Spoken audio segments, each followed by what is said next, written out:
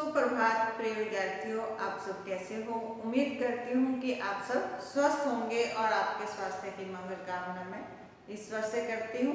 प्यारे बच्चों, आज मैं इस कक्षा में आपके समक्ष कक्षा 7वीं हिंदी की पूरक पाठ्य पुस्तक बाल महाभारत कथा के पाठ 39 पांडवों का धृतराष्ट्र के प्रति व्यवहार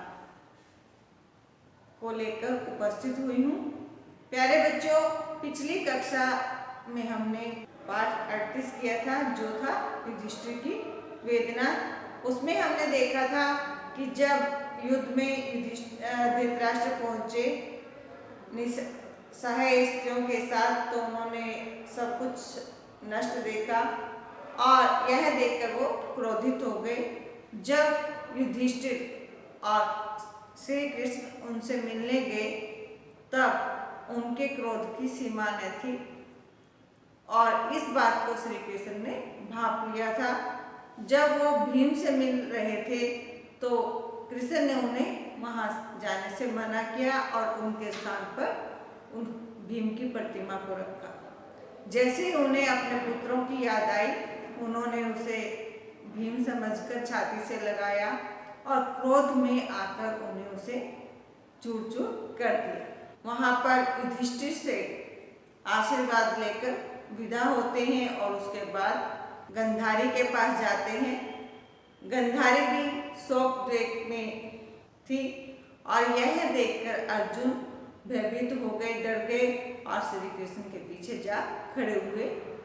जब उन्होंने अपने क्रोध को शांत किया, उसके बाद ही उन्होंने उनको भी आशीर्वाद दिया। वे सब युधिष्ठिर के साथ वहां से विदा लेकर चले गए और द्रौपदी वहीं पर गंधारी के पास रुकी और अपने पुत्रों का सुकुमारों का विलाप करने लगी।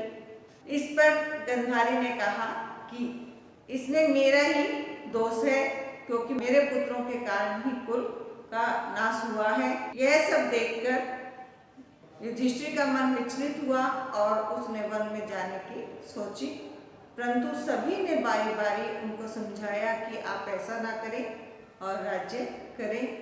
अंत में द्रौपदी ने भी उस बात पर वाद विवाद किया कि अब तो आपको राज्योचित सही राज्य करना चाहिए और आप अपने राज्य भार को संभाले।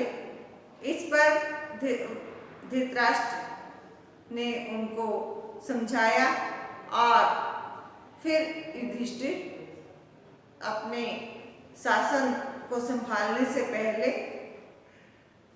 भीष्म पितामह के पास गए और उनसे आशीर्वाद लिया। उन्होंने उनको धर्म का मर्म समझाया और फिर धृतराष्ट्र ने भी युधिष्ठिर को इसी प्रकार से शासन करने के बारे में बताया और कहा कि हमें शोक विह्वल नहीं होना चाहिए, हमें धैर्य रखकर अपने राज्य शासन में अग्रसर होना चाहिए। उन्होंने कहा, जिस प्रकार मैं अपने पुत्र की बात मानकर कुल का सर्वनाश कर बैठा, हमें ऐसा नहीं करना चाहिए। इस प्रकार से धृतराष्ट्र की वेदना हमने पाठ का अध्ययन किया था। आइए आज हम पाठ 39 का अध्ययन करेंगे। आप भी मेरे साथ अध्ययन करें, अपनी पुस्तक खोलें और अपनी पेंसिल साथ में रखें। आइए देखते हैं पांडवों का धृतराष्ट्र के प्रति व्यवहार। कौरवों पर विजय पा लेने के बाद सारे राज्य पर पांडवों का एक छत्र अधिकार हो गया और उन्होंने कर्तव्य समझकर, अपना कर्तव्य मानकर राजकाज संभाल लिया। फिर भी जिस संतुष्टि और सुख की उन्हें आशा थी, उम्मीद थी, वह प्राप्त नहीं हुआ। युधिष्ठिर ने अपने भाइयों को आज्ञा दे रखी थी कि पुत्रों के बिछोह से दुखी राजा धृतराष्ट्र को किसी भी तरह की व्यथा न पहुंचने पाए, कि वो अपने पुत्रों के बिछोह पुत्रों के वियोग से दुखी राजा धृतराष्ट्र को किसी प्रकार की भी पीड़ा न पहुंचे, सिवाय भीमसेन के। सब पांडव युधिष्ठिर के ही आदेशानुसार व्यवहार करते थे। पांडव वृद्ध धृतराष्ट्र का खूब आदर करते हुए उन्हें हर प्रकार का सुख एवं सुविधा पहुंचाने का प्रयत्न कोशिश करते रहते थे, जिससे धृतराष्ट्र को अपने पुत्रों का अभाव कमी महसूस न हो। धृतराष्ट्र भी पांडवों से स्नेहपूर्ण प्रेम पूर्वक व्यवहार किया करते थे। न तो पांडव उन्हें अप्रिय समझते थे और न धृतराष्ट्र ही पांडवों को अप्रिय समझते थे। परंतु भीमसेन कभी कभी ऐसी बातें कर दिया करता था जिससे धृतराष्ट्र के दिल को चोट पहुंचते। युधिष्ठिर के राजाधिराज बनने के थोड़े ही दिन बाद भीमसेन धृतराष्ट्र की किसी आज्ञा को परिणत न होने देता था। कभी धृतराष्ट्र को सुनाते हुए वह कह भी देता था कि दुर्योधन और उसके साथी अपनी नासमझी, अपनी मूर्खता के कारण मारे गए हैं। बात यह थी कि दुर्योधन, दुशासन आदि द्वारा किए गए अत्याचारों और अपमानों का दुखद स्मरण भीमसेन के मन में अमिट, जो कभी न मिटने वाली हो, रूप से अंकित हो चुका था। इस कारण न तो वह अपना पुराना वैर, अपनी पुरानी दुश्मनी भूल पाता था और न क्रोध को ही चबा पाता था, क्रोध को ही शांत कर पाता था। कभी कभी वह गंधारी तक के आगे उल्टी सीधी बातें कर दिया करता था। भीमसेन की इन तीखी बातों से धृतराष्ट्र के दिल को बहुत चोट पहुंचती थी। गंधारी को भी इस कारण बहुत दुख होता था, परंतु वह विवेकशीला थी और धर्म का मर्म जानती थी, धर्म के बारे में जानती थी। इसलिए भीमसेन की बातें चुपचाप सह लिया करती थी तथा कुंती से स्फूर्ति पाकर धीरज धर लिया करती थी। वह कुंती से प्रेरणा पाकर धैर्य धारण करती थी। यद्यपि महाराज युधिष्ठिर ने धृतराष्ट्र को हर प्रकार से आराम पहुंचाने का उचित प्रबंध कर रखा था, सही इंतजाम किया हुआ था, फिर भी धृतराष्ट्र का जी सुख भोग में नहीं लगता था। एक तो वह बहुत वृद्ध हो गए थे, फिर भीमसेन की अप्रिय, जो अच्छी न लगने वाली बातें हैं, से कभी कभी उनका हृदय खिन, उनका जो दिल था वो खिन मीन्स दुखी हो जाता था। धीरे धीरे उनके मन में विराग, उदासीन आ गया। वह इन बातों में गंधारी भी उनका अनुसरण किया करती थी, उनके पीछे पीछे चलती थी। एक दिन धृतराष्ट्र धर्मराज के भवन में गए। एक दिन धृतराष्ट्र, धर्मराज कौन है?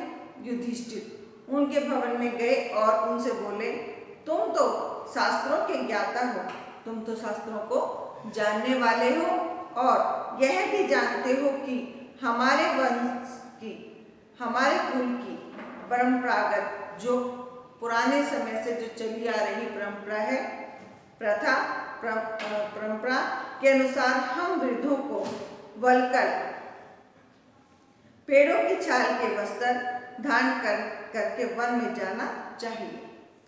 इसके अनुसार ही मैं अब तुम्हारी भलाई की कामना करता हुआ वन में जाकर रहना चाहता हूँ। तुम्हें इस बात की अनुमति मुझे देनी ही होगी, तुम्हें इस बात की आगे मुझे देनी होगी कि मैं वन चला जाऊं। धृतराष्ट्र की बातें सुनकर युधिष्ठिर बहुत खिन्न हुए, बहुत दुखी हुए और भरे हुए हृदय से बोले, अब मैंने तय किया है कि आज से आपका ही पुत्र युधिष्ठिर राजगद्दी पर बैठे, या जिसे आप चाहे राजा बना दें, अथवा शासन की बागडोर स्वयं अपने हाथों में ले लें और प्रजा का पालन करें। मैं वन में चला जाऊंगा। राजा मैं नहीं बल्कि आप ही हैं। मैं ऐसी हालत में आपको अनुमति कैसे दे सकता हूँ कि मैं इस अवस्था में आपको आज्ञा नहीं दे सकता। यह सुनकर धृतराष्ट्र बोले, कुंती पुत्र, मेरे मन में वन में जाकर तपस्या करने की इच्छा बड़ी प्रबल हो रही है, बहुत अधिक उजागर हो रही है। तुम्हारे साथ मैं इतने वर्षों तक सुखपूर्वक रहा और तुम और तुम्हारे भाई सभी मेरी सेवा शुश्रूषा करते रहे। वन में जाने का मेरा ही समय है, तुम्हारा नहीं। इस कारण वन में जाने की अनुमति तुम्हें देने का सवाल ही नहीं उठता। यह अनुमति तो तुमको देनी ही होगी। यह सुनकर युधिष्ठिर अंजलि बद्ध होकर कांपते हुए खड़े रहे। वह कुछ बोल न सके। उनसे ये बातें कहने के बाद धृतराष्ट्र आचार्य कृप एवं विदुर से बोले, भैया विदुर और आचार्य, आप लोग महाराज युधिष्ठिर को समझा बुझाकर मुझे वन में जाने की अनुमति दिलाइए। और इस तरह से युधिष्ठिर से वन में जाने की अनुमति पाकर वृद्ध राजा धृतराष्ट्र उठे और गंधारी के कंधे पर हाथ रखकर लाठी टेकते हुए वन के लिए रवाना हुए। माता कुंती भी उनके साथ रवाना हुई। गंधारी ने अपनी आंखों पर पट्टी बांधी हुई थी, इसलिए वह कुंती के कंधे पर हाथ रखकर रास्ता टटोलते हुए जाने लगी। और इस तरह तीनों वृद्ध राजकुटुंबी राजधानी की सीमा पार कर वन की ओर चले। धर्मराज समझ रहे थे कि माता कुंती गंधारी को थोड़ी दूर तक विदा करने के लिए साथ जा रही हैं। वह संभल कर बोले, माँ, तुम वन में क्यों जा रही हो? तुम्हारा जाना तो ठीक नहीं है। तुम्ही ने आशीर्वाद देकर युद्ध के लिए भेजा था, अब तुम ही हमें छोड़कर वन को जाने लगी, यह ठीक नहीं है। इतना कहते कहते युधिष्ठिर का गला भर आया, किंतु उनके आग्रह करने पर भी कुंती अपने निश्चय पर अटल रही, अपने निश्चय पर स्थिर रही। युधिष्ठिर अवाक होकर खड़े हुए देखते रहे। युधिष्ठिर मुख चुपचाप होकर खड़े हुए देखते रहे। धृतराष्ट्र, गंधारी और कुंती ने 3 वर्ष तक वन में तपस्वियों का सा जीवन व्यतीत बिताया। संजय भी उनके साथ था। तो प्यारे बच्चों, आपका ये पाठ 45 पूर्ण हुआ और अब आप इस पाठ 39 को पुनः पढ़ें और इसमें से जितने भी आपके प्रश्न निकल सकते हैं उन्हें निकालें, ताकि प्रतियोगिता में आप अपने उत्तरों को देते हुए सफल हो सके। स्वस्थ रहें, पढ़ते रहें, समय समय पर अपना कार्य पूर्ण करते रहें। धन्यवाद।